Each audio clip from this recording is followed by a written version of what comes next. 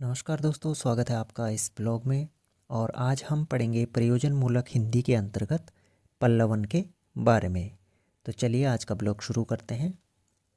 विचारों अथवा भावों के सूक्ष्म एवं सार रूप में रहने पर उसका अर्थ सामान्य लोग नहीं समझ पाते हैं, परंतु उसी भाव और विचार को एक कुशल व्याख्याता क्रमवार रूप से स्पष्ट करता जाता है और पूरी तस्वीर स्पष्ट हो जाती है। इसी को पल्लवन कहते हैं। पल्लवन को अंग्रेजी भाषा में एम्प्लीफिकेशन कहा जाता है।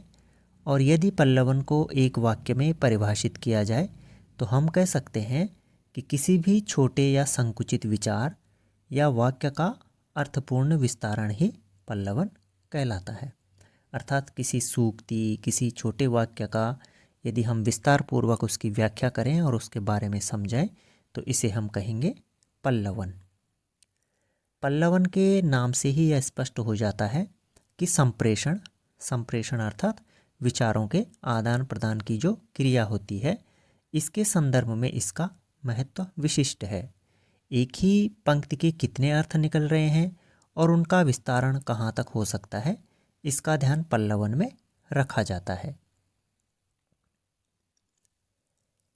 अब ये भी समझ लीजिए कि पल्लवन और व्याख्या में जो अंतर होता है वह क्या होता है।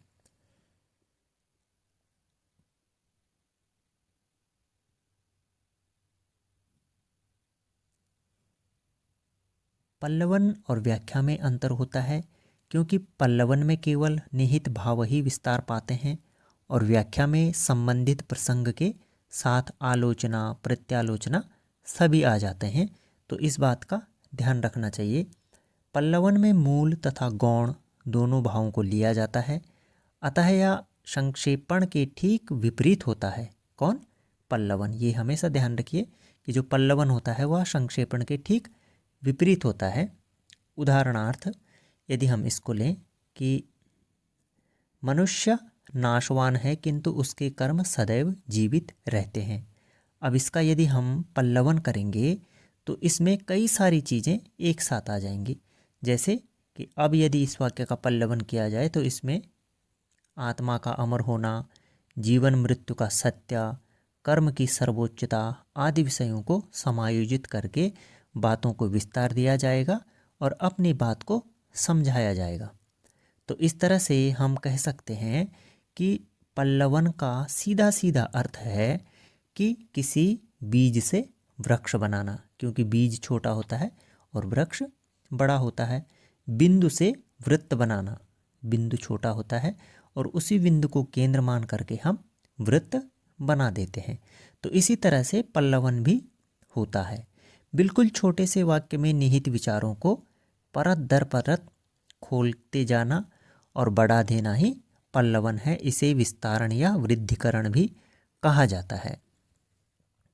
किसी भी पाठ्य सामग्री में विचारों को सरसरी तौर पर पढ़कर भले ही उसका सामान्य अर्थ समझ में आ जाए, परंतु सम्यक अर्थ ग्रहण और विस्तारण के लिए गहराई में डुबकी लगानी पड़ती है।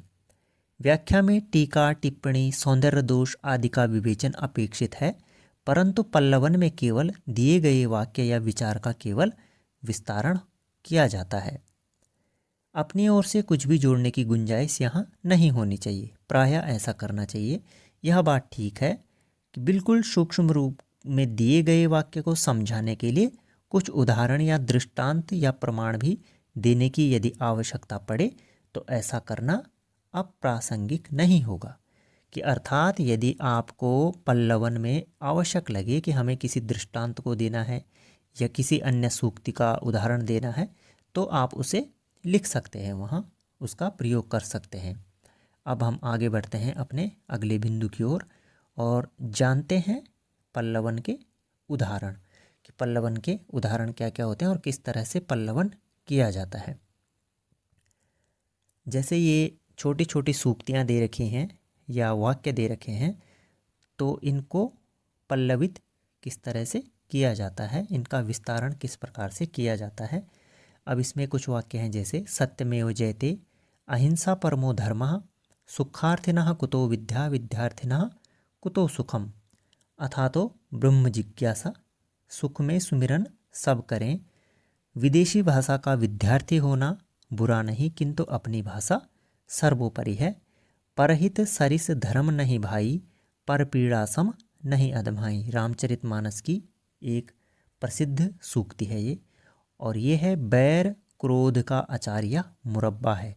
आचार्य रामचंद्र शुक्ल जी का यह कथन है। और जो ये अंतिम कथन है हमारे पास, प्रेम असाध्य रोग है।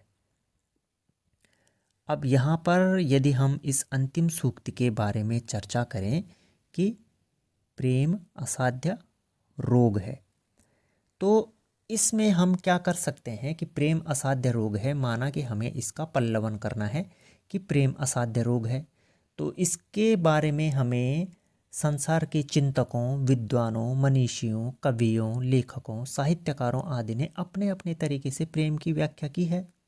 तो जब आप इसका पल्लवन करेंगे तो उनके विचारों को आप यहाँ पर लिख सकते हैं कि किस विद्वान ने क्या कहा है प्रेम के बारे में।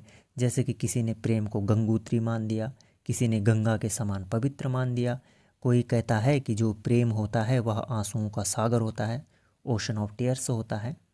ठीक है। और महान उपन्यासकार प्रेमचंद तो प्रेम को ऐसा रोग मानते हैं कि जो लाइलाज है, अर्थात आवश्यक उपचार के बाद भी यह एक ऐसी व्याधि है कि जो बिल्कुल ठीक नहीं होता है। तो इस तरह से प्रेम के बारे में अनेक विद्वानों ने अपने मत स्पष्ट किए हैं। तो जब आप इस वाक्य का या इस सूक्ति का पल्लवन करेंगे तो आप उनको लिख सकते हैं। और यदि हम इसी में आगे बढ़ें तो प्रेमी मन को केवल अपने लक्ष्य अर्थात चाहे वह मनुष्य हो, चाहे देश हो, चाहे ईश्वर हो, उसको पाने की उसके मन में हमेशा एक लगन रहती है, एक ललक रहती है कि मैं उस प्रेम को प्राप्त कर सकूं। और दिनकर जी तो प्रेम के बारे में लिखते हैं कि कहते हैं धरती पर सब रोगों से कठिन प्रणय है, लगता है जिसे फिर उसे नींद नहीं आती है, दिवस रुदन में रात आह भरने में कट जाती है। तो इस तरह से हम इस वाक्य का या इस सूक्ति का जब हम विस्तारण करेंगे या पल्लवन करेंगे तो इन सब बातों को हमें वहाँ पर लिखना होगा। तो आशा है कि यह आज का ब्लॉग आपको अच्छी तरह से समझ में आया होगा। यदि कोई कमी रह गई हो तो उसको भी कमेंट में लिखिएगा, और यदि आपको यह ब्लॉग अच्छा लगा हो तो कमेंट में अवश्य लिखिएगा। बहुत बहुत धन्यवाद।